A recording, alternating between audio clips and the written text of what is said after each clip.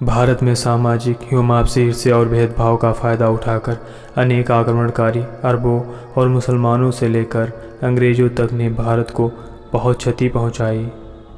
पर एक ऐसे आक्रमणकारी हैं जो भारत पर लगातार हमला करने के बावजूद भारत पर शासन क्यों नहीं स्थापित कर सके। वो थे मंगोल। आज हम बात करेंगे आखिर मंगोल भारत को क्यों नहीं जीत सके। मंगोल मध्य एशिया की एक बर्बर और लड़ाकू जाति थी। मध्य एशिया में अपनी स्थिति मजबूत बनाने के बाद मंगोलों ने भारत में प्रवेश किया। 1220 में ख्वारिज्म, जो मध्य एशिया में आबू दरिया नदी के मुख में स्थित नखलिस्तान, जिसका भौगोलिक संदर्भ में मतलब है मरुद्वीप, किसी मरुस्थल में किसी झरने या जल स्रोत के आसपास स्थित एक ऐसा क्षेत्र होता है जहाँ किसी वनस्पति के उगने के लिए पर्याप्त अनुकूल परिस्थितियाँ उपलब्ध होती हैं। ख्वारिज्म के सम्राट का विनाश कर दिया, लेकिन ख्वारिज्म का सम्राट जलालुद्दीन भारत की ओर भाग आया। चंगेज खां उसका पीछा करते हुए सिंध नदी के आसपास आ गया, लेकिन दिल्ली के सुल्तान इल्तुतमिश ने जलालुद्दीन को शरण नहीं दी और चंगेज खां ने भारत पर आक्रमण नहीं किया। बहराम शाह के समय में 1241 में मंगोलों ने दिल्ली सल्तनत पर आक्रमण किया। इस प्रकार उन्होंने लाहौर पर अधिकार कर लिया और दिल्ली राज्य की सीमा ब्यास नदी तक सीमित रह गई। सुल्तान बलबन के समय में मंगोलों ने 1279 और 1285 में भारत पर आक्रमण किया। बलबन ने मंगोलों के आक्रमण का सामना करने के लिए विभिन्न उपाय अपनाए। उसने मंगोलों के नेता हलाकू के साथ समझौता भी किया, किंतु इस समझौते से समस्या का समाधान नहीं हुआ। मंगोलों का सामना करने के लिए सुल्तान बलबन ने योग्य सैनिक और मजबूत किलों का निर्माण करवाया और लगभग 30,000 घुड़सवारों की रक्षित सेना सदैव तैयार रहती थी। 1285 में मंगोलों ने जब सुल्तान को घेर लिया तो राजकुमार महमूद ने उनका डटकर सामना किया, किंतु वह मंगोलों की रणनीति का शिकार हो गया और युद्ध में मारा गया। फिर भी मंगोल दिल्ली के किसी भी भाग पर अधिकार नहीं कर सके। बलबन की मंगोल नीति सुरक्षात्मक रही।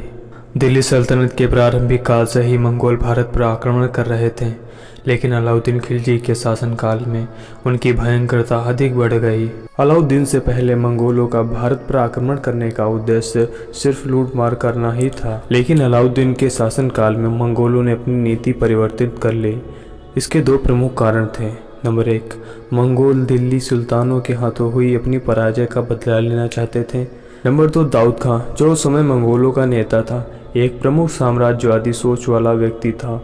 वह भारत पर आक्रमण करके अपने साम्राज्य का विस्तार करना चाहता था। अब उन्होंने सीमांत क्षेत्रों पर आक्रमण करने की अपेक्षा सीधे दिल्ली पर आक्रमण और उस पर अधिकार करने की नीति अपनाई।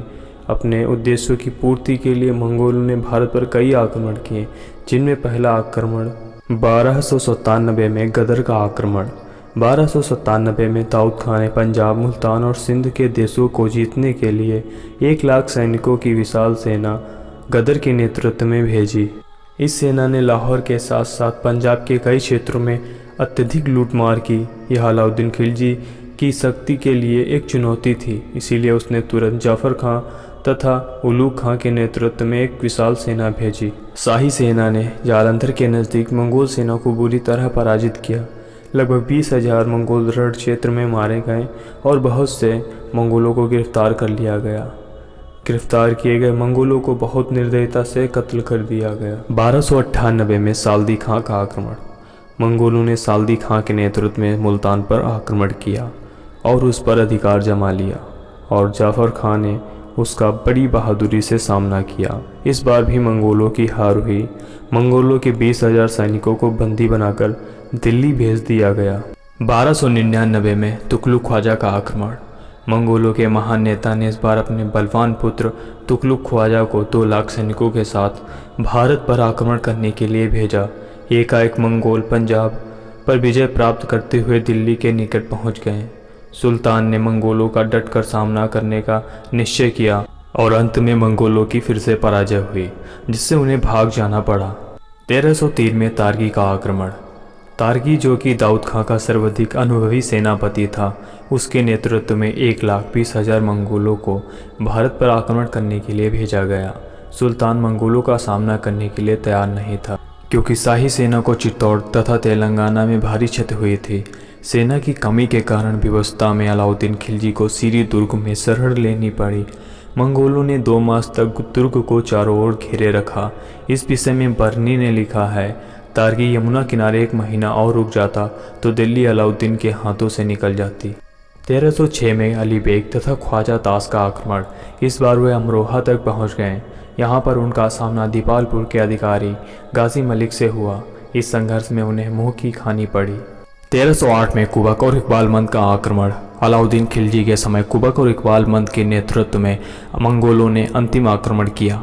इस बार उनके अधीन 50,000 सैनिक थे। मंगोलों की इस बार सबसे बड़ी गलती 2 भागों में सेना विभाजन था।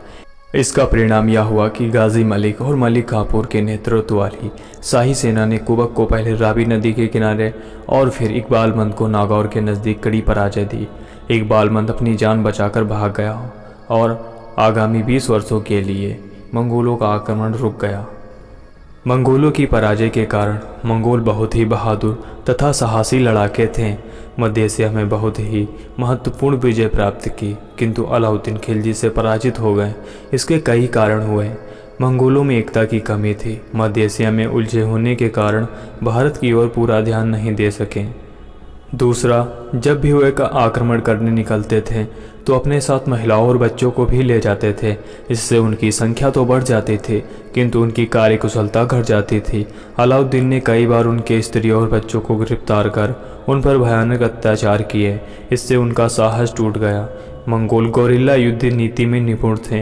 वे लंबे युद्ध के अभ्यस्त नहीं थे, जबकि अब एक ही शासक से लगातार युद्ध कर रहे थे, अतः उन्हें हार का सामना करना पड़ा था।